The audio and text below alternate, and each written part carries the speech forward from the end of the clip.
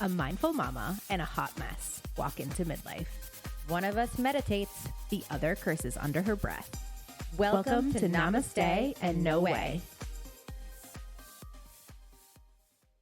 Today we're talking about mom friends. You know, the real housewives at the playground. From soulmates to shady, we're diving into the messy world of mom friendships. The wild jungle. That's our mom friends. The ones that save your sanity and the ones who ghost you after only one play date. We're going to talk about cliques, awkward mom dating, drama, ride or dies, and why some friendships feel harder than parenting. This episode is brought to you by J&B Healthy Hair Salon. Are you tired of hair that just won't cooperate? At J&B Healthy Hair Salon, we believe beautiful hair starts with healthy hair. Whether you're natural, relaxed, curly, straight, transitioning, or somewhere in between, our expert stylists are here to nourish, protect, and transform your crown. From hair extensions, foils, and color, to deep treatments and protective styles, we don't just style your hair, we heal it. Because your hair deserves more than just a look, it deserves love. Come feel the difference at J&B Healthy Hair Salon, where healthy hair is always in style. Located at 1108 Main Street, Wakefield, Massachusetts. Find us on Instagram and Facebook at JB Healthy Hair Salon and at jbhealthyhairsalon.com. Your hair, we care. Making mom friends is sort of like dating, right? It is. I feel like there's more pressure though, because the friends you make can impact your kids. Yeah, totally. All right, so give me some examples about moms like that you've become friends with, because I have not met a lot of moms that I would even want to be friends with, aside from you. So I feel like something that happened that I didn't anticipate when I started to go to school functions is that I went back to being like super awkward 7th grade Megan. Yeah. Like I'd get into the event and be like, I'd start saying weird things and like doing strange things. So even like I did find some people, I'm a slow burn too. I think I always know it takes people a while to like me. That sounds weird. I liked you right away. I come across as a little bit different than I actually am. So I think that's confusing. So I can almost sense sometimes when I'm going to be friends with someone, but I give them space and time to figure it out. That's funny. I feel like I knew that I was going to be friends with you right away because it was like you and Hannah. Like I love Hannah. Totally. I just feel like she always had like her leggings on, her hair in a pony. Like she looked like well put together. And I was like, okay, that's a mom that I would definitely see myself like talking shit with. You know what I mean? I just feel like I liked her. And then I was like, Megan's really nice. She's very friendly. She's very like, you were kind of quiet. Like, but Yes. I felt like you were very vulnerable, I guess. Mm-hmm. So I was like, I felt say like weird things.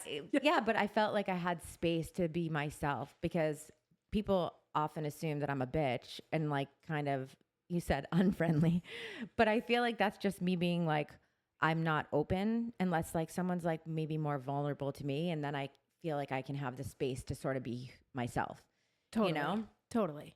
I just feel like it's so hard to like get to know, especially when you're only like dropping off your kid for like 2 seconds. You know what I mean? It's like you're running in, you're running out, and you're getting in the line to get out of the school. For sure. And you're rushing and you're also probably doing like 5 other things. Mm-hmm. And I think it is hard to prioritize. I feel like the first couple years of motherhood, like a lot of people are talking about like, oh, I go to a mom group or I do this thing. And I'm like, I don't have time to do that. And honestly, it didn't feel supportive. It felt intimidating and exactly overwhelming. So, well, and I heard like these 3 moms in preschool when I first had met you. They were like talking about how they were like going to yoga and like, or their spin class or something after. And I'm like, I have a job. Like that's where I'll be going. Like I leave here and sit in the car for an hour and a half to my commute, you know? Right. Like, so and I was just sort of alienated. Yeah. And I have work friends, but like my work friends also live like an hour away from me because we moved an hour away from where all of my friends live.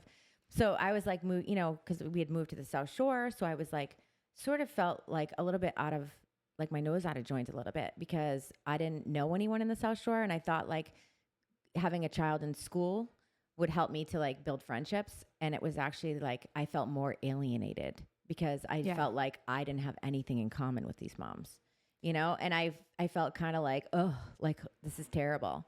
But sort of like that 7th grade feeling. Like, what do I have in common with these people? I don't know. Like, am I going to like this person? Am I going to get along? Like, it is sort of like dating. It's definitely way harder. It is like, I feel like if we thought about it like dating more so too, that would be better because then like there is pressure to just like make it work. Or what if your kid really likes another kid and then you're like, and the oh, mom gosh. sucks. Yeah. I know. Like literally like or they don't like you. Yeah. Well, I mean, I sort of had that experience. Like basically, my daughter was really wanted to be friends with this kid, but he was a little bit like evil. I don't know. Like he had some like issues. And I was like, I don't want her to be friends with that kid. Like I don't want to do a play date with that kid. And he's talking about like weird stuff, you know, like, and then I was like, oh, how do I put the kibosh in that friendship? You know what I mean? Like, but I mean, you got to let them be who they are and you got to let them make their own friends. And I trust my daughter to make the right decisions on who she wants to hang out with. So I didn't like prevent her from hanging out with that kid. But like, I was like, I don't know if I want my kid hanging out with that kid. I think it's hard, right? Because I think we only see like one blip of a kid's. And like, you hear stories from your 5-year-old who could be not even true. 100%. Yeah, totally. So like, I think we should categorize the moms. Like, what do you think about like a category for the moms? So I think there's definitely always like the super Pinterest perfect one. And I aspire to be that one. But I am a Pinterest fail. I would like to think that I am that mom, but like, I'm such a mess, but like, I want to be that mom. And I feel like I probably look like that mom, but like I'm a mess inside. So it's made me think differently about that mom. I think that's probably true. And I feel like that mom also has like zero chill, which. That's me. Yeah. That's me. But she's a mess. She's a hot mess. So like, I always thought like that perfect mom who made their little sandwiches into hearts, which I still do. But like, or like, made the angel like cutouts of the cookie cutters and everything for, cause now she goes to Catholic school. I had to get an angel cutout. But like, I feel like, yes, it is. It feels like, really good when I do it. But like, she doesn't even eat her sandwich half the time. And I'm like, does anyone even know that it's an angel by the time it gets to lunch? I don't know. And I feel like also like it may come off as being completely put together, but it's not. It's a mess. Like we're running around just like everybody else in the morning, Totally. Yeah. And then I think there's also like the ones that like you're super close with for like a short amount of time and then like ghost you. Oh, the ghoster. Yeah. The ghoster. Yeah. Yeah. You're like really good friends. And then, you think you're like planning play dates and then you don't hear from them at all, like ever again. You're like, what happened? Well, you're wondering. Yeah. Did I do something like or is it my kid? Dating where Yeah. Or maybe they come back around. Maybe they just got super busy, but yeah. Yeah. I mean, it could be a multitude of things, but you're always thinking like it's your fault, know? Totally. And then there's the lifesaver who's like showing up at your house with that's you. Soup.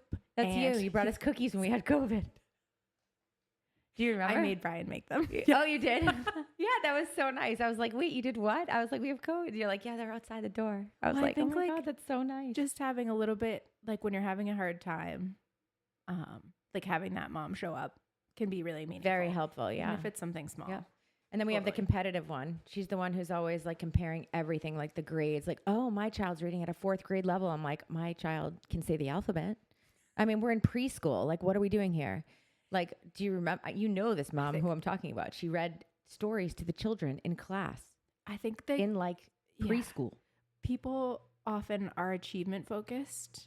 And I think that's a lot of ways we grew up, right? Or like, at least that's like definitely how I grew up for sure. And I think a million activities. I feel like so many moms just really don't know what to talk about. Like you said, like kind of a mess. Yeah. So like there's like sometimes like that seems you think it's like an awkward thing. It's like not, or it seems like it's like easy to talk about because it's like not emotional and it's just like, yeah, I don't know. Yeah. Yeah. I mean, it's like sort of like objective, but like it doesn't really come off like that. It doesn't. No. And it ends up feeling like a competition that you didn't even want to be in. Yep. And then like you have like the one who's like real, who like actually shows up like in a messy bun. She like doesn't care. She's got her coffee in hand. She's swearing and like, dragging her kid out of the car, forgets the jacket, she just doesn't care. Yeah. Does not care. Yeah. Does not care. Yeah. I feel like, I don't know if you feel like this way, but I feel like sometimes I'm all of them. Different days. Yeah. Yeah, definitely. Yeah. I mean, I feel like that goes into what you were telling me earlier about the moon. Like you said, like we're always expected to like show up like in the right way, like every day. Yes. And like, tell me again about the moon. Yeah, totally. It's very interesting. So everyone's raised in a way that we're supposed to show up kind of like the sun. Stay with me if you're like, this is getting weird. So you're supposed to show up the same every day. And like, if you have a bad day, it's like, oh, she's having a bad day, or you're grumpy, and like, you're judging yourself for it. Yeah. But what if you're just not meant to show up the same way every day? And we're more like the moon. So the moon goes through a cycle every 28 days. There's 4 cycles. There's the new moon, and then the moon is getting bigger. They call that the waxing moon, the full moon, and the waning moon. And a lot of people believe that women's bodies are designed to mirror that, like to mirror the cycles. So sometimes, like when we're in like the 4 seasons, like the 4 seasons, exactly. Yeah. So like winter time would be the new moon. Are you sleeping in that time? You want to like hibernate. You want to lay around. It's like also a time where you get like a lot of ideas. I mean, in New England, you're tapped in. Winter's pretty long. Winter's pretty long, but so many people avoid it. We avoid winter, or you're like, oh, will this Get ever me out end? of here. Yeah. But I feel like if you actually like tap into the magic that's available, all the other seasons are brighter. So like relax and take the time. Take the time. And then you'll show up for summer. Yeah. And then you can really show up for spring, because like so many ideas can drop in wintertime. Yeah. And then springtime is like when you're growing an idea. And then summer is like when you're like in that's full when we came up with our idea for our podcast was in springtime. Exactly. So I mean, maybe I did good resting this winter. You did good resting. Yeah, maybe. Yeah. Right? Totally. Yep. All right. So how are we supposed to find our people? Like, what are our moms looking like? Like where do we find these moms that we are connecting with? Like, where do you find friendships? Well, because I feel like you have a lot of friends, and I feel like you do a lot of things. And I'm like, low key, I'm like, she's not really extroverted. Like, how is she hanging out with all these people? Extroverted. You're like, I had lunch with this when we were getting lunch or breakfast this morning. You're like, I had lunch with this person yesterday and the other day and that last week. And I'm like, what? Who are you having lunch with? Like, I don't have lunch friends right now. Like, I don't understand. Well, I definitely don't identify as an extrovert. I think ambivert. Like, I actually do really like what is social. An ambivert? Ambivert's like partial extrovert, partial introvert. Because I do actually get fueled by being alone, and I love being alone. But I also really love people, so I need like a balance of both. And like 2 years ago, I like set an intention that I was going to build a community and like get outside my shell and like make friends. It was like a people. goal. It was a goal. Yeah. Okay. So I have just been like willing to show up and like say yes. Say yes. I know that does come easier to me. Yeah. And also like kind of drop the shame or like experiment, right? Like some people aren't gonna like me, but just like talking to people, like what I tell my daughter, things. Not everybody's gonna like you. No, I'm not for everyone. Yeah. I tell my kids that too, but mostly I'm talking to myself. Yeah. But I think, I think so. At school events, I've definitely put in more of an effort. You volunteer and stuff too. Like I can't even. I do volunteer. The idea of that makes me cringe. Literally, Kim is like all in. She wants to be like on the PTA, whatever, or I don't know what it's called, the Catholic school, but she's on it. Yeah. She like actually like went to an event last week, or where they invite all the new moms with their kids that are coming to the school, and like she was there, and I'm like, she's like, do you want to go? I was like, no, and I didn't do the training, so I can't go. But in my idea, like that is my personal idea of hell. Literally, I would be and feel so stable if I was there. I just would not feel comfortable at all. Well, I think I don't feel comfortable either. So part of it was being like, okay, I just need to be okay with feeling really uncomfortable. Oh, that's the and worst. And then it like gets better. It's the worst. Well, you make like that one friend, and then you like meet someone else. But I think there's other ways. Like you don't have to do that. Like you could meet people at like sports. Yeah. Or That's the thing. Like I showed up my daughter's softball game. My wife was there. And there were all these moms, and like I kind of just came over, and I was like standing with my wife, and I'm like, if I was here alone, no one would talk to me. I know it. Yeah, that because like I know you say I'm unapproachable and I look unfriendly, but like I know no one would talk to me, so I'd literally sit there being on my phone and watch my kid. That's what I would do. You'd probably have to go talk to them. Yeah, I don't want to do that. I know. I like people to come to me. You know what I mean? Like, yeah, I get that too. I think it's hard too because it seems like so many friendships are already established. Yeah. And like all of them had their lawn chairs set up. Like they looked like they were like neighborhood friends from like 3 years ago. Yeah. The neighborhood. I don't live in a neighborhood. Like I don't either. Well, sort of. I live in a neighborhood, but they're all 80. Yeah. On ours, we live in like, it's not a great place, but I did start going to the playground like once a week and just inviting like a bunch of random people at different times. And then that kind of formed into a group too. So like, I do think a lot of the ways to do it is like putting yourself out there. Yeah. I mean, if you want to do that. I mean, it's okay if you don't. when you did invite me, I did say yes because I was like, I have to like do something with my child, and I want her to be able to be around other kids. So I was like, okay, let's go and ride the bike. Like, and like, you know, when I was there, I met your little mom friends, and they were very nice. And I just feel like it's so hard because I don't feel like I have a ton in common with a lot of moms. You know what I mean? I think that's the big issue. I'm not good at small talk, so I feel like I did just like sometimes I do dive into like the deeper things. Yeah. And sometimes people are like, I feel like sometimes that's weird. good though. But no, it can totally be good. But also, I think maybe we don't need to have a ton in common. Like, is it okay to just like have a conversation? Yeah, absolutely. And like maybe you're not my favorite person ever because I'm not dating you forever necessarily. Yeah. But can we talk about like one thing, even if it's, I don't know. I feel very like strongly about like not hanging out with people like that.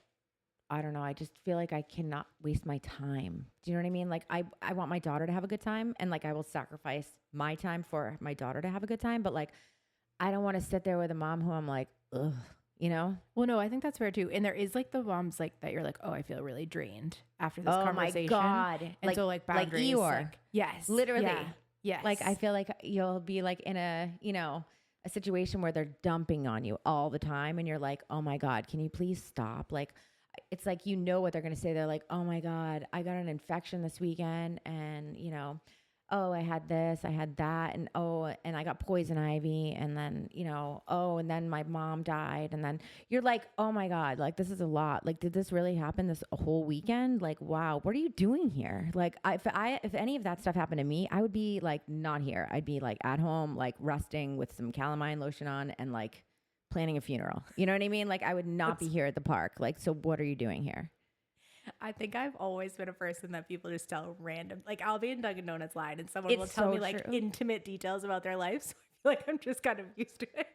It's so true. Cause like when I've hung out with you, I'm like listening to conversations like low key, like a little eavesdropping. And I'm like, what is going on over there? Like, oh my God, I have to save her. And I'll come over and be like, what's going on? Hey, everything good? Yeah. Yeah. What are we talking about? And then like all of a sudden the conversation stops and like they stop dumping. And I'm like, oh, I guess you're happy now.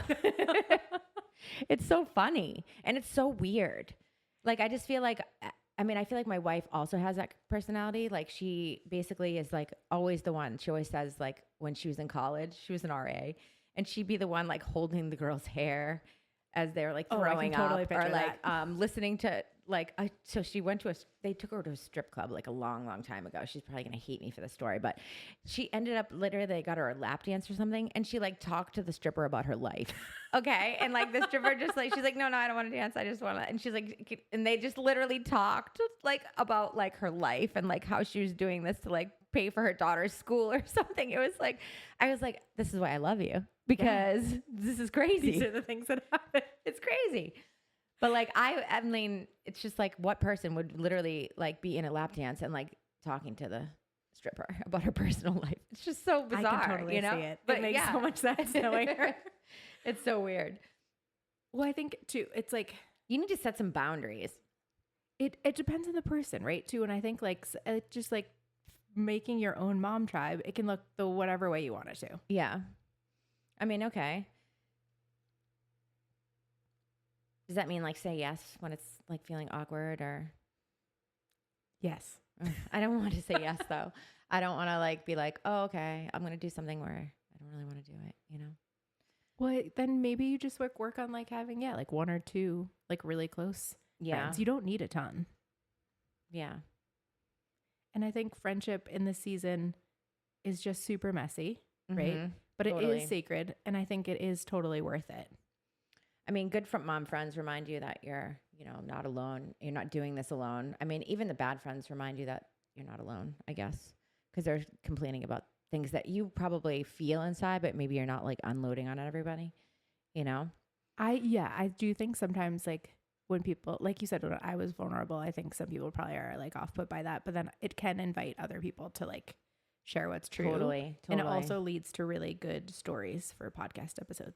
Absolutely. I mean, the bad moms, literally. I feel like you always talk about like the bad things that happen because it's like more fun and shady. And they're usually pretty funny, at least, right? Totally.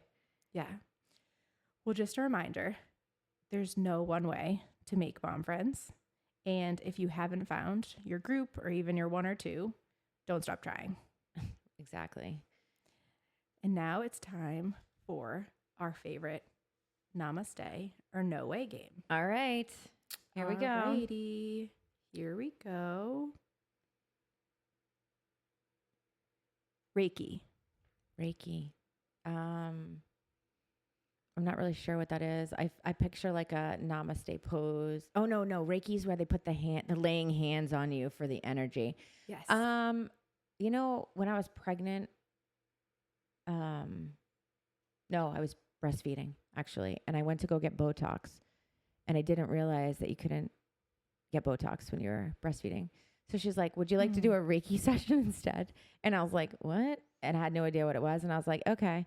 And like literally, like closed my eyes, I laid on the table, and it was so weird because she like laid her hands on me, but like I didn't really feel anything, but I did feel some sort of like energy. So I would say no. I would say it's a no for me. Okay. I didn't feel like any like, revelations or. What do you think about Reiki? You feel different. So I am a Reiki master. That caught me up. Well, why wouldn't you tell me that before I was poo-pooing on it? No, I love people's like super honest opinions about things. I mean, maybe I didn't have a good Reiki person. I mean, she does Botox, so I feel like those are two opposite ends of the spectrum. I feel like a lot of massage therapists or people that do like hands-on work also do get really? Reiki certified and like infuse it in their work. Oh, okay. I think it depends on your openness. Yeah. Right. A lot of times too. And sometimes you can have a really good session and sometimes it's not that good. Yeah. It's like hypnotizing. Yeah. It's like you're open to hypnotize. You can be hypnotized or you can't, sort of. Sort of. Yeah. I think it's similar. Yeah. Yeah. All right. Totally. All right. So I'd be open to it. It'd be a maybe. It's a maybe. Yeah. Okay, cool. Cold plunging. So I almost did the cold plunge in P-Town last year with my daughter. And before I did it, I wanted to look it up to make sure it was safe for her because I didn't want her to die and or get hypothermia. So I looked it up and it was like very unsafe for a child to do it. Although she cold plunged in my nanny's pool this weekend when we were at the wedding. So I that's probably the same thing, but I would say, yeah, I would totally try it. I'm very interested in that cryotherapy, like reverses aging and everything. Like you're going there for like 5 minutes and it's like a freezer and you go in there and only your head's out and you're like, oh, so cold. Like it's like, but I feel like I want to try it, but like, I also want to make sure it's safe, Totally. But yeah, I would totally do it. Totally try that. Yeah. Okay, cool. All right. And then our last one is ecstatic dance. I don't even know what that is. I love dance, so any kind of dance sounds good. Yeah. What's ecstatic dance? Ecstatic dance is like full embodiment. Like erratic? Like not erratic, but like, like intuitive. Like I think there's a lot of different styles, but yeah, like full on dancing with an intentional. What do you mean? Like moving every part of your body at once? Like all I'm picturing is like some, if you like, picture someone dancing. who's like ecstatic, like just like so full of life and like vitality. Yeah, I'm into that. Yeah, that sounds good. Like good dancing. I did a lot of ecstatic dancing at the wedding this weekend. Nice. Thanks for joining us today. We know your time is valuable and probably interrupted, so we're grateful to be a part of your chaos. Make sure you subscribe so you don't miss our next episode. Leave us a review if you loved it. Or even if you didn't, we can take it. We've survived toddler tantrums. Barely. Namaste, bitches.